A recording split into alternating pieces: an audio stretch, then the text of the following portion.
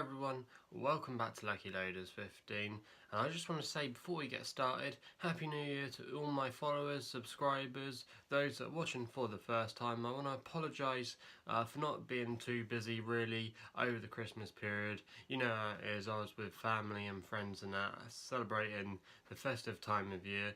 But on the horse racing front, there was a lot of good action up and down the country, across the Irish Sea, a lot of interesting debates and outcomes for future races that we will be getting into in this video. And we'll be reviewing all the action over that Christmas and New Year period where there was a lot of good racing going on and, like I said, some interesting talking points. So I think the first thing we'll really talk about, the main thing in my opinion anyway, which was the feature of the festive period, was the King George. Now you might remember that I did a preview for the King George and I put Thistlecrack up to win. Now I suffered a little bit of abuse from some people. Some people said, I remember reading in the comments, that if you're going to be backing him, well, you might as well just be wasting your money and he won't come back to anywhere near his best. But I thought he was going to win that race, turning into the home straight. But then I saw Clan de Zobo travelling awfully well, and then I thought, oh no, Thistlecrack's going to be really up against it here. But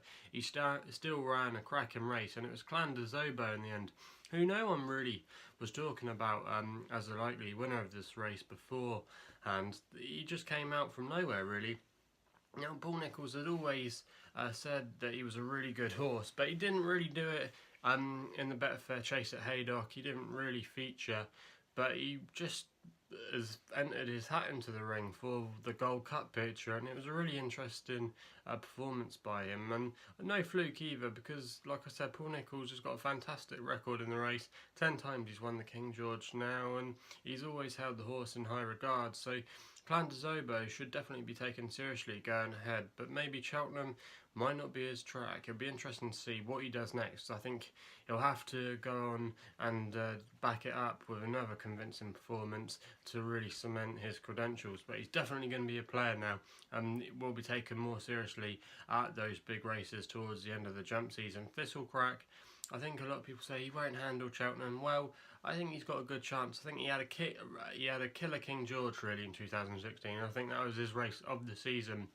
And then when it came to the Cotswold Chase, when he lost against Many Clouds in that epic battle, I just think maybe he had that hard run in the King George, and that maybe just outdid him, and he was up against a really good stayer in Many Clouds. So I still think the track at Cheltenham is a little bit of a load of nonsense, and I think he could win a Gold Cup. He does have the staying power to do it, but it'll be interesting to see what the ground's like. Who else is going to throw their hat into the ring as well? There'll be the Irish Gold Cup beforehand at Leopardstown, where we might get a few indicators, and it'd be interesting to see if any of the British runners go over there. But a few horses that were disappointing or unlucky in the King George. It was a very peculiar race. I thought Waiting Patiently was really unlucky. Couldn't help it. He'd been preparing for the race all season long, and in the end he just got hampered, and then he fell. Might Bite, now the results of what went on have really showed nothing. Nicky Henson must be scratching his head wondering what's been going on with Might Bite. He didn't do it at Haydock, and he certainly didn't do it at Kempton. Bristol de Mai was a bit unusual. It definitely now proven that he probably is a Haydock specialist, but when he did win that Betfair Chase at Haydock, he looked like he might have turned a corner. Now we'll have to wait and see what he does next time. I thought a few of the other horses that were interesting was Politolog. I thought he might not just quite got the trip. I think 3 miles, in my personal opinion, just out stretches him. I think he could be a very good player for the Ryanair Chase. I don't think he'll get 3 miles at Cheltenham. Also as well, Native River didn't run that badly, finishing in 3rd place, but I think he'll want softer and heavy conditions. I think if he had those conditions, he's definitely going to be a likely player. So a bit of bizarre race and a very open division, and it's going to be interesting to see who might take the top spot as we go into the big racing festivals later on in the season. Now the other big talking point at Kempton was Bouvardel losing the Christmas hurdle. That was his first defeat for over 2.5 years, I believe. He hadn't lost for a long time, but I think maybe he can definitely be forgiven that race because he wasn't beaten that far away. And A lot of people might be surprised that Verdana Blue was the one that beat him, but I'm not surprised because some of you might be aware I went and did a internship with At the Races, which was At the Races now. It's now Sky Sports Racing, but I went to At the Races for 3 months at the beginning of last year, and Nicky Henson was doing a press conference for the return of Altior and also as well the Betfair Hurdle at Newbury. And I went along there, and he was asked by some of the racing journalists that day about Verdana Blue, and he said that if it was good ground, he would definitely run her. The owners were keen. She was a 50-1 shot, and he kept referring back to her Verdana Blue when not asked. So he's always held this horse in high regard, and they're saying that this could be going to all-weather finals day at Lingfield, which would be an interesting, bold move. Also as well, but there's been a few myths going around that this one could be going to the Melbourne Cup later on in the winter, which seems an absolute mile away at the moment, but it'll be interesting to see what Verdana Blue's going to do next. If she did go for the champion hurdle on good ground, you have to fancy her now that she did beat Bouvedere.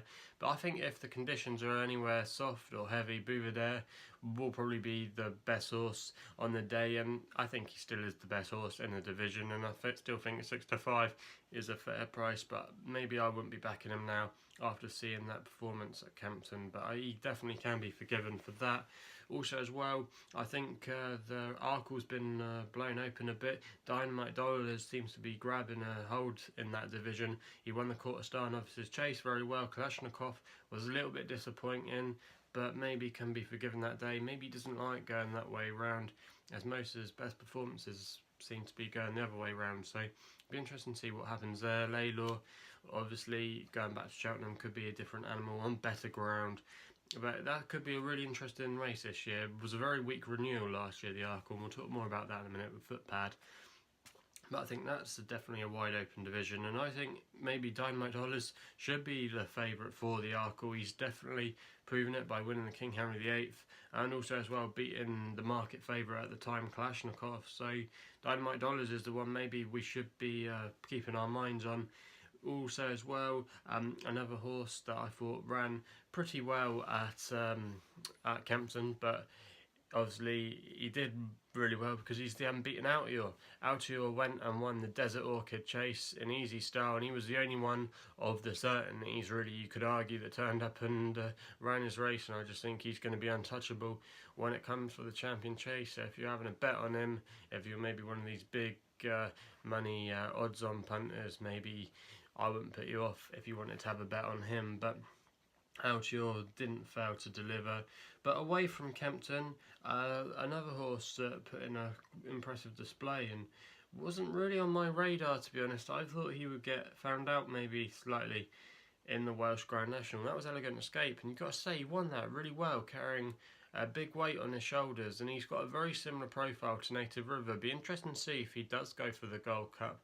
I'm not sure that he will. He might go for something slightly different, but I just think Elegant Escape is definitely going to be on the up, and one to see where he goes next. It'll be interesting to see what he goes and does for the rest of the season. He might get tried out maybe in a race at Newbury or something they normally have before the Gold Cup. Maybe the Cotswold Chase could be an interesting one for him next time out, but Elegant Escape, you've got to say, did it really impressively, but I don't think it was the strongest Welsh Grand National we'd seen for a while. I think he was definitely the unexposed, the sexy horse going into the race, and he definitely delivered to give Colin Tizard another victory in that race. We then go over to Ireland now, where obviously they have some Christmas festivals, obviously the likes of Leopardstown and Limerick, but the feature one is undoubtedly at Leopardstown, and the big race there was the Savills Chase, and Kenboy was really impressive, I thought, in that he won very convincingly in the end, and he was my fancy for the Labricks, but unfortunately got pulled out just a few days before, so that was frustrating there. But he's definitely thrown his hat into the ring for the Cheltenham Gold Cup. I think he's about 7-8 to 1 shot with a lot of firms, so I wouldn't put you off him if you wanted to bet for the Gold Cup, but I'm not sure. Maybe Cheltenham is his track, so again, I would have to see what he does next time out. I think he'll probably get a run in the Irish Gold Cup, and if he wins that, I think he will be favourite for this race, no question about that. Also as well, we had the big hurdle race over 2 miles, the Ryanair hurdle at Leopardstown. Sam Crow who knows what's been going on there. I think Connections has said he's been running up to his limit over 2 miles over hurdles, and I was never that excited by him, I've got to be honest. Last season I thought, yeah, he was good, but wait and see what he does against the older horses, and he hasn't really done that. I think Connections really are probably wishing that they'd gone chasing with him, so who knows what's going to happen to Sam Crow. It'd be interesting if he comes back next season and they go chasing with him over 3 miles and he turns out to be a world beater, and then everyone will just forget this year, but a lot of people probably won't, and that's why it'll probably take a long time, if he did do something like that, to turn people's heads back to where he originally was thought of. So interesting to see how he goes on that. I thought Super Sunday could be a really interesting entry. Now we know Bouvedere lost the Christmas hurdle. He does really well over 2 miles Super Sunday, and you know he's going to be staying on strongly at the end. I thought he was a bit squeezed of room at some stage, and in the end he finished second in the end to Charger, I should say, of Willie Mullins, who proved that his overturn of Sam Crow last time out was no fluke. So Charger there really throwing his hat in the ring for the champion hurdle, so can't rule him out. But the other big race was obviously the race that featured Footpad and him losing out to Simply Ned. Now, I actually backed Simply Ned at 16-1. I thought he had a cracking chance each way, and I was really delighted that he got up in the final strides to win. Footpad just ran out of gas, but I was never impressed that much by Footpad when he won the Arkle. I remember I was on at the races, everyone was telling me, why are you not on Footpad? They were all on him at the Arkle at 16-1, and obviously they did win at 16-1, but I just think that Footpad, in my opinion, the division of the Arkle last year was so weak. If you remember, St Calvados went off in front. I don't think Petit Mouchoir really jumped that well. Footpad made a few mistakes here and there, especially a big one halfway through that Arkle where he could have been, gone out, crashing out the race. And Footpad really, I don't know, I wouldn't be backing him for the champion chase, certainly. Ruby said he did absolutely everything right, but he just ran out of petrol at the end, and that seemed to be true in that race. But again, I don't think he'll have a scratch on LTU at all in that race. And Footpad, I don't know about him. I probably wouldn't even back him if he runs at the Leopardstown Festival in a few weeks' time, so I'd probably be best avoiding him if I were you.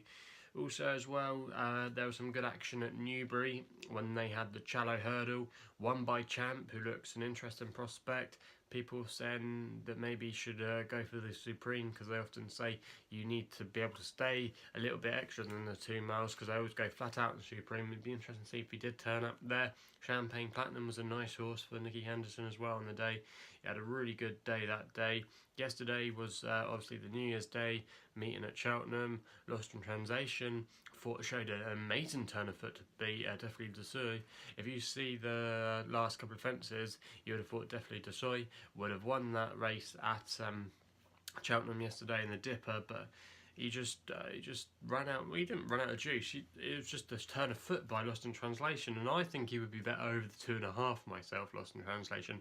I don't think he quite gets the 3 yet, and I think maybe the JLT would definitely be the place for him. If I was Colin Tissard, I would be going for the JLT with him, and I wouldn't even put you off him if you wanted to have a few quid on him anti-post for Cheltenham. So I think he'll be an interesting prospect going there. Now, to end this video, I thought, what can I do to maybe put one under the radar, a horse that caught my eye that that I think could go really well. Now, I actually backed a horse at Limerick last week at the Christmas Festival and won the bumpers there at the end, and it was Cobbler's Way I backed for Henry de Bromhead in the Jigginstown colours, and he won the bumper by 11 lengths really impressively that day. And this horse they think a lot of, because he was a £120,000 purchase at the Cheltenham sales, so they obviously think quite a bit about this horse Connections, and I just thought the way he won that day could definitely show a little bit of class going forward. And when he makes his hurdling debut, it'd be interesting to see where he goes for. I haven't really been able to find any entries for him anytime soon. I couldn't find him in the betting for the champion bumper, or even anything like the Supreme or anything yet. But if he does go over hurdles fairly quickly, definitely watch out for him, because I think he could be a really good improver and maybe could go quite well at the festivals later on in the season. So Cobbler's Way would be my horse for the tracker of Henry de Bromhead. So that's all I've got to say really about about the Christmas and New Year over the last few days for the racing. It was a really good time of year for racing, and we got those shocks, surprises, and also as well some good winners. I had some nice winners myself over the Christmas festival. Let us know how you did as well.